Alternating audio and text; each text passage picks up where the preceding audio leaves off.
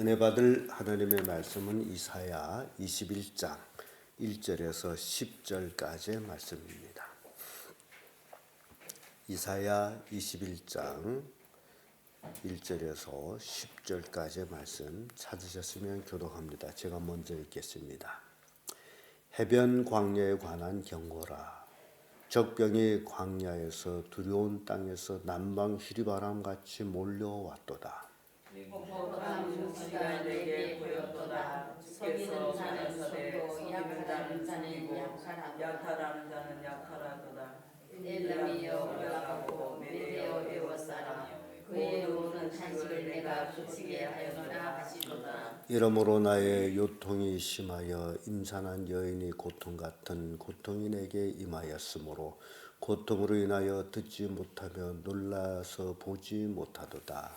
내 마음이 진동하여 두려움이 나를 만나며 희망이 소망이 변하여 내게 떨림이 되도다. 그들이 식탁을 베풀고 파수꾼을 세우고 먹고 마시도다. 너의 방백들아 일어나 방패의 기름을 바를지어다. 주께서 내게 이르시되 가서 파수꾼을 세우고 그가 온 것을 보고하게 하되 마병대가 쌍쌍이 오는 것과 나귀떼와 약떼들을 보거든 자세히 유심히 들으라 하셨더니 파수꾼이 사자같이 부르짖기를 주여 내가 낮에 멸망대에 있었고 밤이 새도록 화사한 곳에 있었더니 마병대가 쌍쌍이 오나이다. 그가 대답하여 가라사대 함락되었도다 함락되었도다. 바벨론이여 그 신들이 조각한 형상이 다 부서져 땅에 떨어졌도다 하시도다. 내가 지발나의 여자가 내가 자석한 내가 이스라엘 망군이요 너희에게 전하노라. 아멘. 이 말씀으로 바벨론에 대한 경고 이런 제목으로 말씀을 하겠습니다. 요한계시록에 가보면 바벨론이라는 얘기가 나옵니다. 그래서 바벨론 하게 되면 세상 음녀다라고도 얘기하고, 그래서 바벨론 하게 되면 세상을 많이 표현하기도 합니다. 실질적으로 남유다를 멸망시켰던 바벨론 제국, 남유다를 포로로 70년 끌고 가서 괴롭히던 이 바벨론의 멸망에 대한 경고의 말씀을 이제 우리가 읽었습니다. 그런데 이 바벨론에 대한 경고의 말씀을 우리가 들으면서 오늘 이 시대를 또한 우리에게 보여주면서 경고하는 것과 똑같습니다. 그래서 바벨론이 어떻게 멸망을 당할 것이냐라는 그 경고를 통해 가지고 오늘날 우리에게 주는 교훈이 큽니다. 그래서 그리스도인들은 이 마지막 때라고 하는 이 시대에 참으로 믿음으로 살아야 될 것에 대해서 교훈하고 있습니다. 바벨론 같은 세상이 막강한 힘을 가지고 그리스도인들을 향하여서 올바른 신앙생활을 못하게 할지라도 그리스도인들은 순교를 각오하고 온전한 신앙생활을 해야 된다라는 교훈을 주고 있습니다. 그래서 오늘 이사야 21장 1절에서 10절의 말씀을 통해서 바벨론에 대한 경고가 어떤 것이냐. 그 첫째가 메대와 바사군으로 인해서 멸망할 것이다 라는 경고를 주고 있습니다. 1절의 말씀 보면 해변 광야에 관한 경고라. 적병이 광야에서 두려운 땅에서 남방 휴리바람같이 몰려왔도다 이렇게 표현하고 있습니다.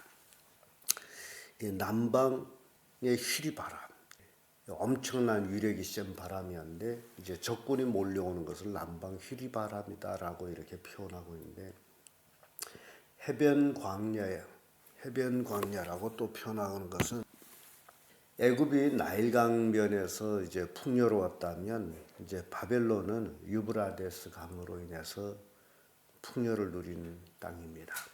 그래서 그 해변 광야라고 표현하고 있는데, 즉 바벨론을 얘기하고 있습니다.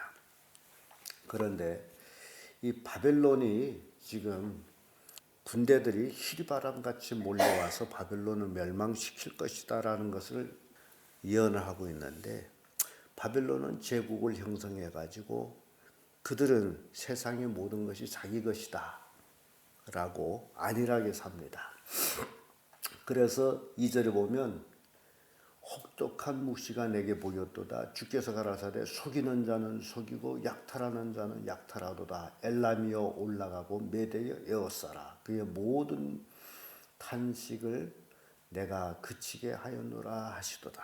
이런 말씀이 나옵니다. 바벨론은 대제국을 형성해서 먹고 마시고 즐기고 그런 타락한 삶을 살게 되는 모습을 보여줍니다.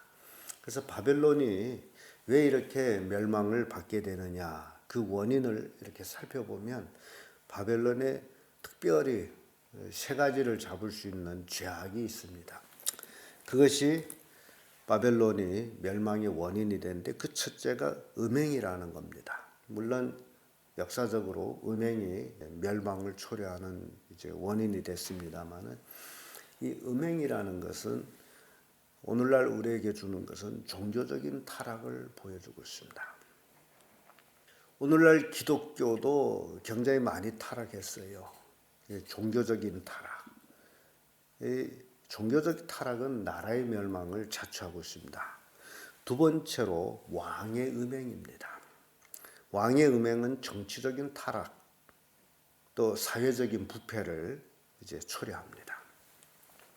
그래서 현 시대 우리가 이 땅에 살면서 이제 느끼는 것, 바로 이런 것들을 보게 됩니다. 세 번째로 상인들이 이제 타락이에요. 부정부패 거래. 그래서 속이고 속는 것. 지금 이거 완전히 우리가 피부로 느끼는 거 아닙니까? 바벨론 세상은 그런 세상이었다. 그래서 바벨론이 멸망을 당하게 되는 원인이 됩니다. 여기서 2절에 엘람이여 올라가고 메대여 에워싸라 라는 이런 말씀은, 엘람은 바사국을 얘기하고 있는데, 그때 바사라고 알려지지 않고 있는 시대에 엘람으로 알려져 있고, 이제 메대. 그래서 바사와 메대군이 바벨론으로 몰려와 가지고 결국 바벨론을 멸망시킬 것에 대한 그 경고를 주고 있습니다. 근데 이사야가 이 예언을 할 때 이 예언을 듣는 사람들은 우습게 여긴 거예요. 마치 오늘날 우리가 성경을 읽으면서 성경 말씀이 기록되어 있는 내용들을 그건 하나의 성령이고 이렇게 생각한다면 그 우습게 성경을 여기는 겁니다. 성경 말씀은 시대시대에 계속돼서 교훈을 주고 있습니다. 오늘도 이사야가 비록 바벨론에 대한 멸망의 말씀 경고를 하고 있지만은 그것이 바로 이 시대를 놓고 하는 말씀과 똑같은 것이다라는 것을 보여주고 있습니다. 이사야 34장 1절의 말씀 보면, 화 있을진저 너 학대를 당치 아니하고도 학대하여 속임을 입지 아니하고도 속이는 자여, 내가 학대하기를 마치면 내가 학대를 당할 것이며 내가 속이기를 그치면 사람이 너를 속이리라. 자기가 학대를 당하지도 아니하고도 학대를 하는 그 자는 다시 학대를 당하게 되어 있고, 자기가 속임을 받지 않고도 속이는 자는 또 다시 속임을 받게 되어 있어요. 그런데 이 사회가 그런 모습을 우리에게 많이 보여주고 있습니다. 이사야 13장 17절에도 보라, 은을 돌아보지 아니하며 금을 기뻐하지 아니하는 메대 사람을 내가 격동시켜 그들을 치게 하리라. 메대 사람은 은금 때문에 침략 전쟁을 한 것이 아니다라는 거죠. 그들을 영토 확장. 그래서 결국 바벨론은 메대와 바사를 통해서 멸망하게 됩니다. 바벨론에 대한 경고 두 번째고, 바로 아까도 말씀을 했지만은 이들이 자기들이 그 막강한 제국으로 인해서 자기들이 멸망이 지금 다가오고 있는데 바벨론에 지금 깨닫지를 못하는 거예요. 그래서 경고가 이루어졌음에도 불구하고 깨닫지 못하는 바벨론을 우리가 보게 됩니다. 그래서 두 번째는 깨닫지 못한 바벨론입니다. 오늘 이 시대에 우리가 깨닫지 못하게 되면 결국 바벨론과 똑같은 거예요. 자기의 막강한 힘을 가지고 학대를 받지 아니하면서도 학대를 하게 되면 이제 곧 그것은 멸망이 다가왔다라는 것을 교훈하고 있습니다. 여러분, 역사 이래로 우리 기독교가 누구를 학대한 적이 있습니까? 누구를 학대한 적이 없어요. 그럼에도 불구하고 역사 이래로 기독교는 학대를 받아왔어요. 그런데 기독교에 대한 학대를 받지도 아니하고 기독교를 학대한다면 그들이 멸망이 다가왔다라는 것을 보여주고 있는 거예요. 이스라엘 백성은 작은 나라예요. 그래서 늘 큰 나라에 짓밟혔습니다. 애굽이 강하면 애굽에게 짓밟히고, 아수르가 강하면 아수르에게 짓밟히고, 바벨론이 강하면 바벨론에게 짓밟히고, 그래서 이스라엘은 이래저래 짓밟힌 거예요. 근데 바벨론은 자기들이 막강한 세력을 가졌다 해가지고 많은 나라를, 그럼에도 자기들이 지금 멸망이 다가오는데 그것을 깨닫지를 못합니다. 5절의 말씀 보면 그들이 식탁을 베풀고 파수꾼을 세우고 먹고 마시도다. 너의 방백들아 일어나라, 방패의 기름을 바를지어다. 온 바벨론 관료들이 먹고 마시고 즐기고 타락했어요. 그렇기 때문에 깨닫지를 못해요. 사는 것이 제일 좋은 때 같아요. 모든 것을 다 가지고 있으므로 즐기고 먹고 마시고. 자, 여러분, 이게 그때 당시에 바벨론이 그랬는데 오늘도 권력자들이 그런 모습을 보지 않습니까? 시대는 역사는 변하지만은 시대는 다르지만은 그 사건은 동일합니다. 왜냐하면 똑같은 사람들이 살기 때문에. 그래서 성경은 우리에게 교훈을 주는 거예요. 예레미야 51장 39절에 보면 열정이 일어날 때에 내가 연회를 베풀고 그들을 취하여 기뻐하다가 영영히 잠들어 깨지 못하게 하리라. 먹고 마시고 즐기다가 망하는 거예요. 예레미야 51장 8절은 바벨론이 졸지에 넘어져 파멸되리.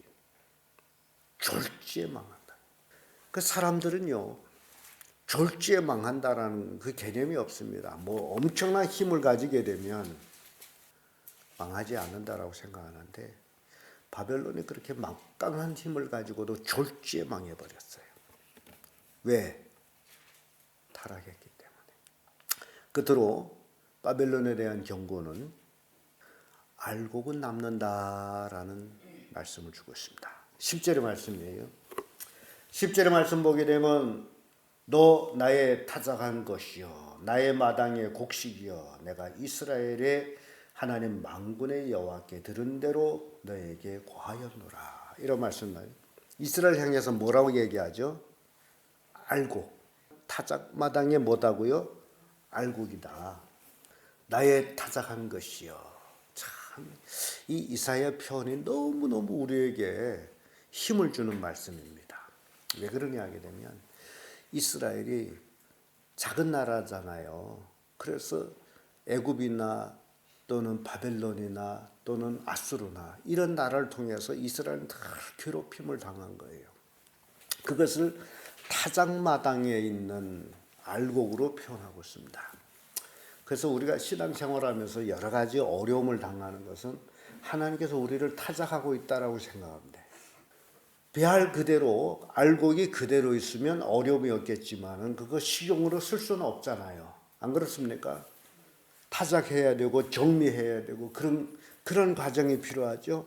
꼭 마찬가지로 우리가 오늘날 그리스도인들이 이 땅에서 여러 가지 어려움을 당하는 것은 하나님께서 우리를 알곡 곳간에 넣으려고 지금 타작하고 정리하고 있는 과정이라는 거예요.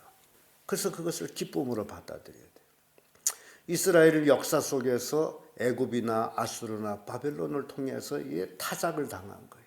그래서 알곡만 남는 것이요. 엄청난 우리에게 교훈을 주고 있습니다. 이스라엘 역사가 그래요. 얼마나 많은 역사 속에 고난을 받았는지 몰라요. 그것이 하나님의 타작이었어요. 알곡을 얻기 위한 타작이었어요. 그래서 오늘날 우리가 신앙생활하면서 이러저러한 어려움을 당할 때에 우리가 인내할 수 있는 하나님께서 나를 지금 타작하고 계시구나. 나를 알곡으로 지금 만들고 계시구나. 그래서 알곡은 모아서 어디에 드린다고요? 천국 곳간에 드리고 쭉저기를 모아서 어디에다가 꺼지지 않는 불에다 놔둔다.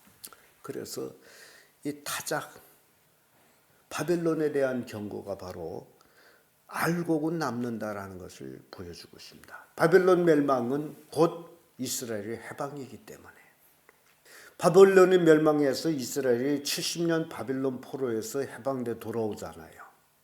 그걸 보여주고 있어요. 잠언 10장 28절에 보면 악인에게는 그 두려워하는 것이 임하거니와 의인은 그 원하는 것이 이루어지느니라. 어떤 어려움과 환난이 있다 할지라도 예수 그리스도를 믿고 하나님 앞에 의롭다 칭함을 받은 자는 그 어려움을 이겨나갈 때에 그 원하는 것이 이루어집니다. 우리는 하나님 안에서 알곡들이 돼야 돼요. 근데 환난과 풍파가 싫다게 되면 알곡이 될 수가 없어요. 타작을 하지를 못해. 여러분들이 신앙생활 중에 그 어떤 어려움과 또는 역경, 신앙 때문에 예수를 믿는 것을 포기하라는 그 강요가 있다 할지라도 믿음으로 그 모든 타작마당에서 남는 알곡이 되는 그런 성도들이 되어야 된다라는 것을 오늘 이사야 21장 1절에서 10절의 말씀을 통해서 바벨론에 대한 경고 속에서 이렇게 희망의 말씀을 주고 있다라는 사실입니다. 우리에게는 너무너무 귀한 말씀입니다. 그래서 바벨론에 대한 경고, 바벨론은 망할 것이다. 망하면서도 깨달지 못할 것이다. 그러나 알곡은 남는다 라는 교훈을 주고 있습니다. 기도하겠습니다.